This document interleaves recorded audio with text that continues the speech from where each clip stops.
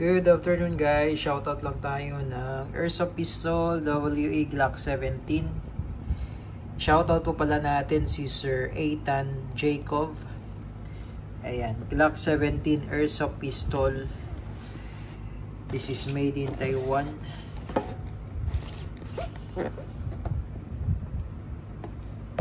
Ayan, Airsoft blowback.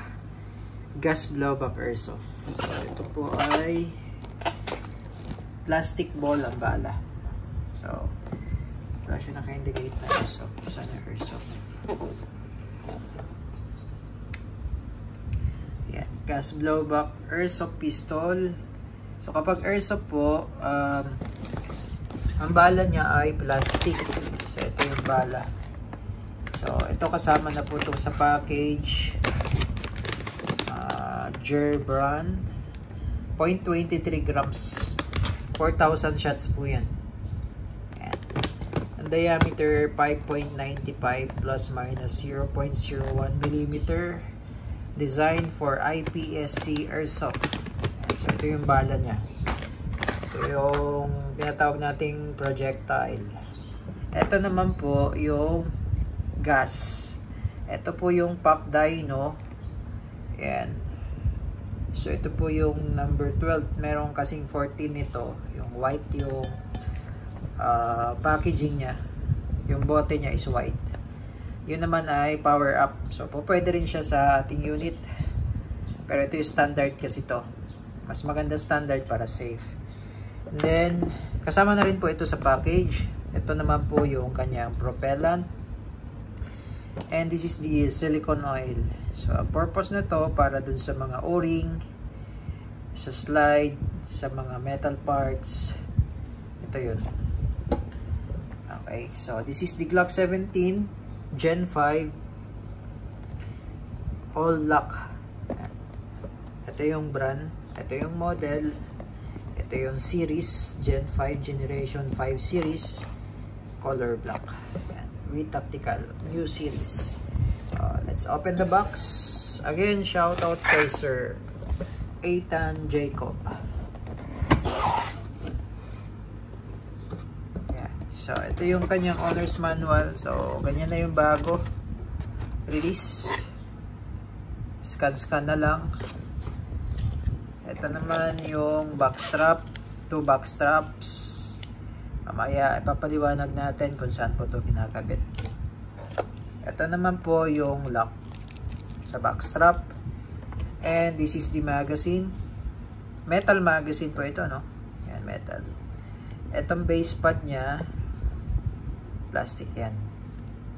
And nare-remove naman yan. Ito yung pinaka mag-lip niya. Ito, mag-lip, plastic yan. Ito pinaka housing niya is metal. Ayan. And ito yung unit. Ayan. Alisin natin.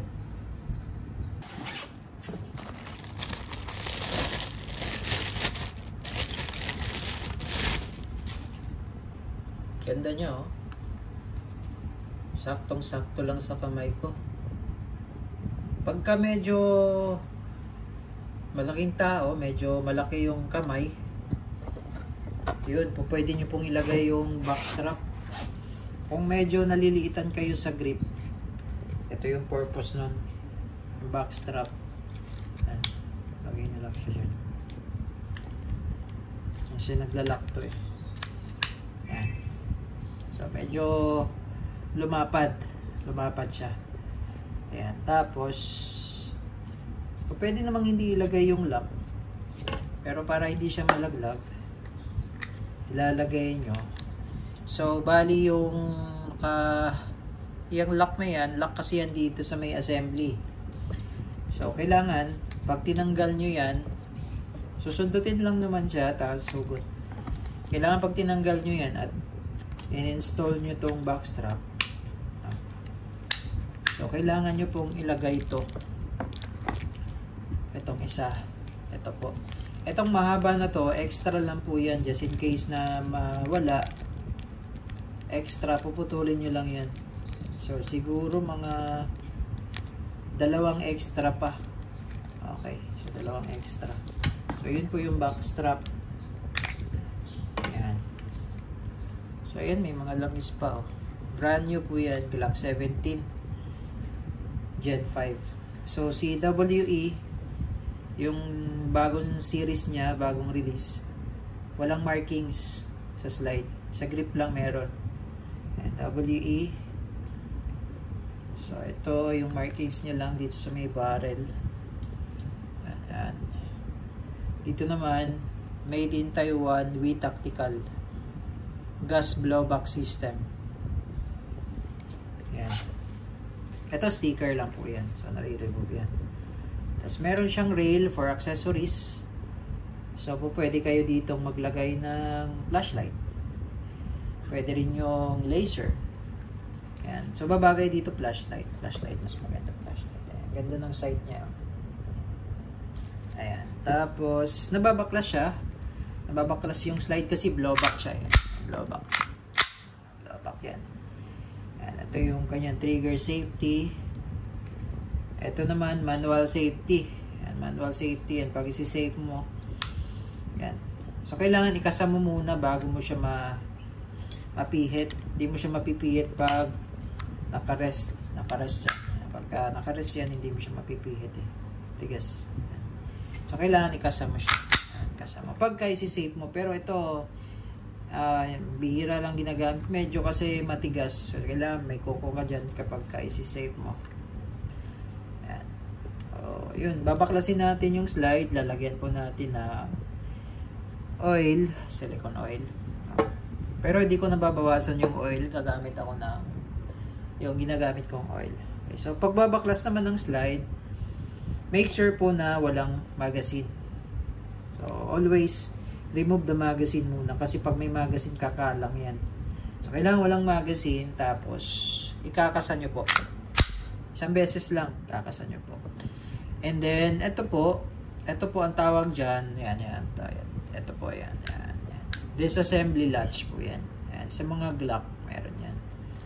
Disassembly latch, kailangan nyo po yan ibababa. Kasi ito yung kumakalang dito sa may slide dito. Ibababa nyo siya sabay. Yan, sabay. Pag isa lang dyan ang nabababa, yung isa nakaangat, di yan mababaklas. So, kailangan sabay. Yan, sabay ganyan. And paluin mo lang. Ayun na. Okay. So, baklas na natin. Pwede ano lang sa slide mo lang siya palabas.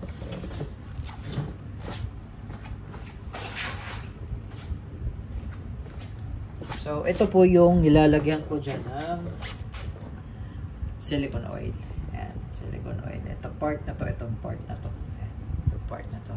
So, kung wala naman pong silicone oil, just in case walang stock or naubusan or walang magamit, pwede po yung petroleum jelly. Yan, petroleum jelly. Effective din yun. Ito lang, nalagyan natin ng oil. Basic maintenance lang po ito, no? Pero pagdating sa mga kailangan na talaga ng gunsmith, so padala nyo lang. Yan. May gunsmith naman po tayo. Yan. So yan lang yun, yung mga basic. So kapag lilinisan nyo naman yung mga ibang parts dito, eto, nare-remove yan, inner, outer, barrel, yan. Tapos eto, check nyo rin po, minsan lumuluwag yung screw na yan. Eto yung nakakabit dito sa may housing at dito sa may rear sight. Yan. So kung just in case gusto nyong lagyan pala ng red dot optic, message nyo po kami, message nyo po ako kasi may mga specific na red dot optic na pwede sa Glock. Ayan. Pwede nyo pong lagyan ng red dot optic. And now, pagka ilalagay, ibabalik yung slide. So ito, manonotice nyo naman yung dalawang entry. Ayan yung butas na yan sa slide. Yung pinaka rail nya, no? Ayan, rail nya ito. Papasok nyo siya dito. Papasok nyo siya. So, ingatan nyo lang ito na parang itong kanyang tawag na ito. Yung Rico rad, yung kanyang ang tawag na ito, rad, nakalimutan ko yung tawag na ito. Ito, recall spring assembly kasi to. Ito, guide rod pala, sorry. Guide rod. Ito naman, kagandahan sa Gen 5. Ayan, pakita ko lang. Pakita ko lang sa inyo. Ang kagandahan sa Gen 5, ito yung spring. Ito yung guide rod, yung nasa ilalim. Ito, buffer. Kagandahan sa Gen 5, meron na siyang lock ngayon. Ayan, meron na siyang lock. Ayan, yun. So, sumasampay yan dito sa may butas na yan dito. Ayan. So, sa Gen 4 kasi, walang ganyan. Walang ganyan sa Gen 4. So, sa Gen 4, ayan. Ayusin natin. Ayan. So, pagka magbabaklas naman kayo nito, ito, pwede nyo pag-aralan yan. Pag mababaklas kayo, itong round shape na yan, yan yung sa ibabaw. Yung round shape. Yung straight, sa ilalim po yun. Kasi pagka nagkabaliktad, pwedeng kumalang yun eh. Ayan. So, ito, ibabalik natin. No? Ito naman, di naman ito nagagalaw na kasi nakalock na yan dyan. Mas papasok lang natin. Dire-diretso lang po yan. Ayan. So, kaya ko po siya kinakasa-kasa para kumalat yung oil na nilagay ko. Yung lubricant. Ayan. So, ngayon naman, ito namang magazine. Meron yan dalawang bulb dyan. Ito yung outlet, ito yung inlet. So, ang gagawin natin para ma-check natin ng maayos yung inlet. Ito yung lock niyan sa ilalim. Ayan, lock. So, ayan. Push mo lang pababa. Tapos like that. Makikita mo na dyan yung inlet bulb. So, ngayon, meron tayong bulb tool. Ang ginagawa ko muna dito, niluluwagan ko. Luwagan ko lang muna yung dalawang bulb. Pagka maluwag na yan, tsaka ko siya papatakan ng oil.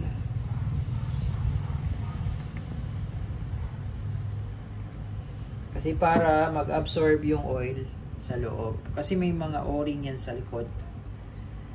Maraming o-ring yan. So kailangan kasi ang mga o-ring kailangan lubricated eh. Lumulutong ko kasi yan kapag toyo. Pag walang oil. Patagalan lumulutong. Ito naman yung mga bulb na to, napapalitan naman to just in case na talagang sira na o talagang worn out na yung o-ring, mapapalitan naman yan. Ngayon, babalik ko yung base pad. Mag-base. Ayan.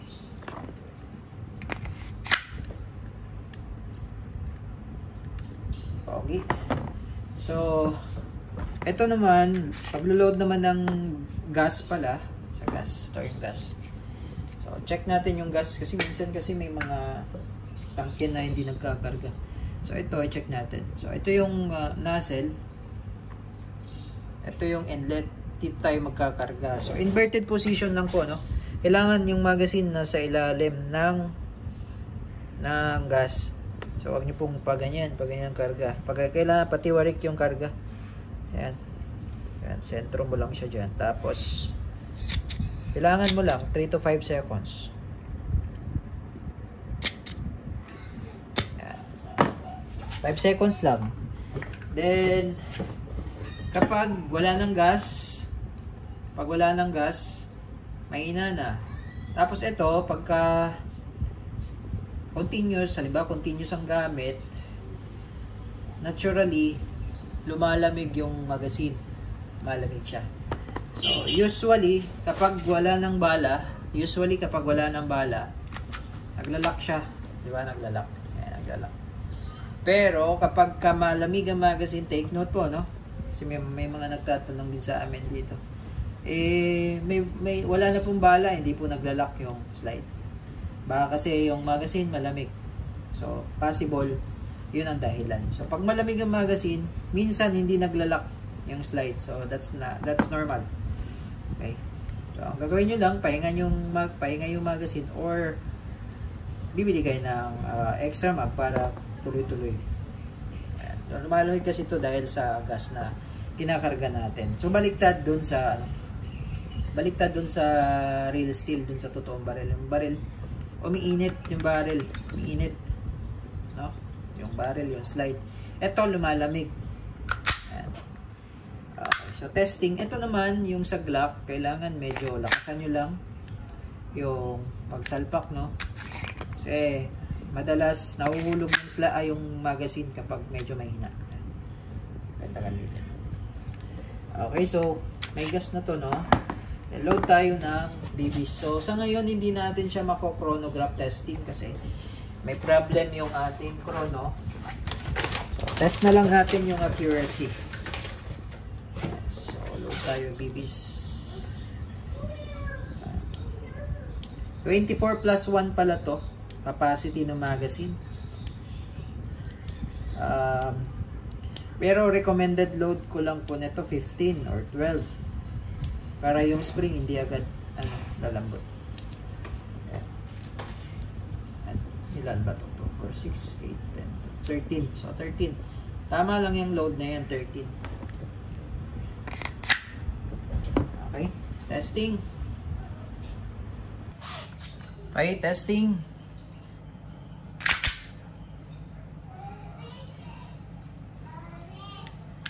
Firing. Yun o.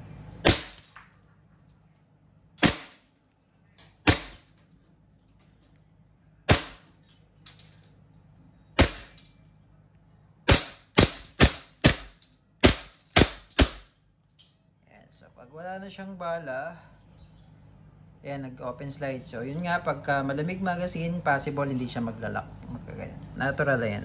Normal lang yan. Release mag. Hatak mo lang to, then release. Hammer down. Okay.